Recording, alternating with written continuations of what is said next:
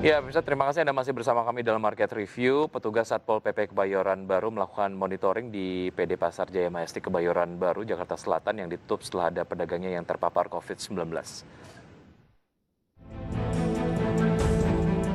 Petugas Satpol PP Kebayoran Baru melakukan monitoring di PD Pasar Jaya Majestic Kebayoran Baru, Jakarta Selatan, yang ditutup setelah ada pedagangnya yang positif terpapar COVID-19. Dari hasil pantauan, petugas menemukan sebagian pedagang yang masih nekat membuka kiosnya. Lurah Gunung Kebayoran Baru Dimas Bayudi menyampaikan, penutupan pasar Majestic dilakukan selama 3 hari ke depan setelah adanya salah satu pedagang yang berada di lantai atas mezen yang dinyatakan positif COVID-19. Sebelumnya, di lokasi yang sama terdapat 2 orang pedagang yang terkonfirmasi positif terpapar COVID-19, sehingga total jumlah pedagang yang positif terpapar COVID-19 di lokasi tersebut sebanyak 3 pedagang. Sementara itu untuk sebagian kios masih tetap berjualan. Petugas masih menunggu kesepakatan antar pedagang dan pihak pengelola. Informasi dari pengelola pasar, kepala pasar Majestic, bahwasannya kemarin ditemukan salah satu pedagang di lantai mezanin positif COVID-19. Beliau beralamat di Kedaung, Tangerang Selatan. Hari ini setelah zuhur diadakan penutupan. Kesepakatan antara para pedagang dengan pengelola pasar Majestic akan ditutup sampai dengan hari Kamis, tanggal 18 September. Jadi hari Jumat akan kembali buka seperti biasa. Selama penutupan dari 15 hingga 18 September, Satgas Covid Kelurahan maupun Kecamatan Kebayoran Baru akan rutin melakukan sterilisasi dan penyemprotan disinfektan. Selain itu, untuk Dinas Kesehatan juga telah 2 kali melakukan tes swab massal ke seluruh pedagang, serta meningkatkan penerapan protokol kesehatan. Dari Jakarta Selatan, dan Helmi Sajambati untuk IDX Channel.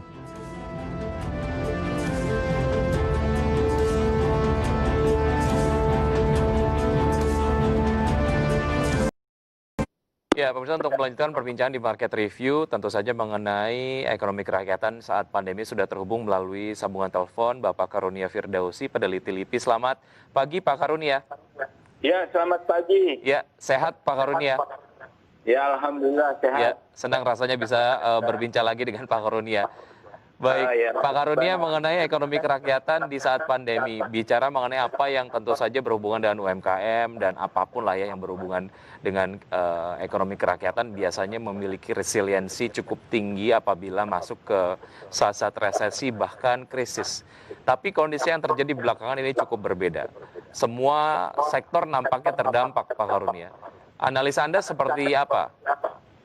Ya, saya kira kita nggak bisa bandingkan dengan krisis tahun 97-98 ya. Itu kan lebih banyak karena hutang yang besar yang dialami oleh usaha-usaha besar dan termasuk pemerintah.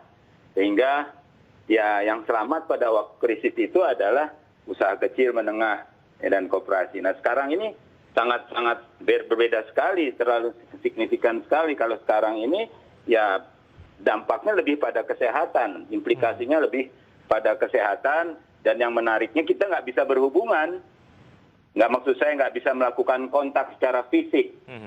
Ya, selama ini kan perekonomian itu kan dilakukan secara fisik, sehingga akibatnya dengan adanya pandemi ini kita harus membatasi secara fisik, akibatnya nggak ada pilihan apakah besar, kecil, dan seterusnya itu, ya COVID nggak mikir itu, nggak melihat persoalan itu, dia apapun gitu ya, akan terpengaruh. Nah, kebetulan UMKM atau usaha kecil menengah dan koperasi ini merupakan bagian yang lemah, sehingga sangat tinggi pengaruhnya. Ya, bahkan dampaknya mungkin dibandingkan dengan perekonomian lainnya, ini termasuk yang dampaknya paling signifikan begitu ya? Iya. Baik. Karena kenapa paling signifikan? Karena memang ekonomi kita itu kakinya atau bisa berdiri itu kan karena UMKM. Karena 56 atau 60% kontribusi terhadap PDB kita itu lebih banyak disumbangkan oleh UMKM, apalagi jumlah establishment-nya juga sudah hampir melebihi 99%. Ya, 113 tenaga kerja atau 64 juta establishment usaha. Ya, Pak Karunia, jika melihat kontribusinya sangat-sangat signifikan terhadap perekonomian negara, sudah sejauh mana ekonomi kerakyatan ini diprioritaskan pada saat pandemi?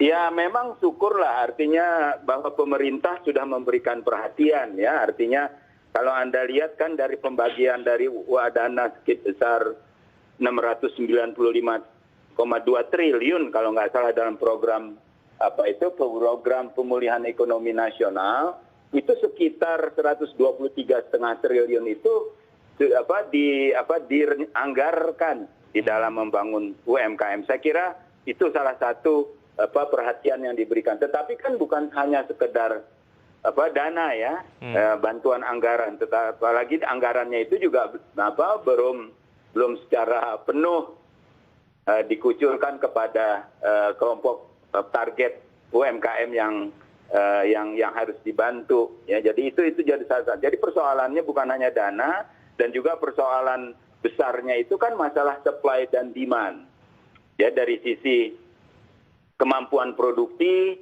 bahwa UMKM itu memiliki hambatan, ya, memiliki kekurangan, bukan hanya modal, tetapi bahan baku, kemudian juga distribusi. Ini ada kata kunci distribusi, mungkin juga produksi, akses dan seterusnya. Jadi itu sehingga bantuan uang yang dicanangkan, dianggarkan sebesar 123,5 triliun itu yang nggak sesederhana akan bisa langsung membuat UMKM lari dan bisa mereka kuat begitu. Ya, jika dilihat dari alokasi anggarannya ini cukup baiklah jika kita melihat upaya ataupun mungkin gesture dari pemerintah untuk memprioritaskan ekonomi kerakyatan. Tapi apa yang perlu dievaluasi? Anda tadi sempat menyampaikan bahwa dalam hal distribusi dan penyaluran ini memang belum sepenuhnya terlaksana begitu. Dari sisi itu apa yang bisa diakselerasi Pak Karunia supaya salurannya cepat dan pergerakan ekonomi kerakyatan bisa dapat dirasakan secepatnya? Ya harus selektif. Jadi kan gini, UMKM itu kan punya skala usaha dan juga tingkat kerentanan yang berbeda. Ya, jadi kalau kita bicara skala usaha, kita kenal ada ultra mikro, ada mikro, ada kecil dan menengah. Ya, saya kira ini, semuanya itu kena, persoalannya itu semuanya kena dampak COVID. Nah, sekarang dari keempat skala usaha itu punya tingkat kerentanan yang sangat tergantung dari kemampuan dia dalam menyikapi pasar. Ada yang harus secara fisik, artinya paling tidak mereka belum online gitu. Ada yang memang sudah online, ada yang kombinasi antara fisik dan online. Nah, jadi kalau kita ingin memperhatikan, ingin membuat dia efektif, ya kita usahakan semua online. Itu logik cara berpikir kita secara logis adalah kita harus mengonlinekan, nggak boleh meninggalkan. Jadi artinya pemerintah bukan hanya ngasih dana, tetapi dia harus menjadikan UMKM itu semuanya yang ada 98% itu untuk online.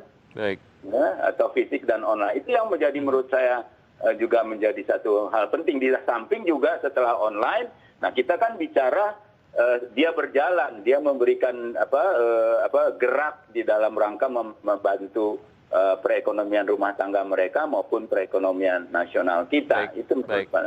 Ya, Pak Karunia, kita masih ada satu segmen, kita akan lanjutkan usai jeda berikut ini, dan pemirsa tetap di Market Review. Saya jeda, kami akan segera kembali.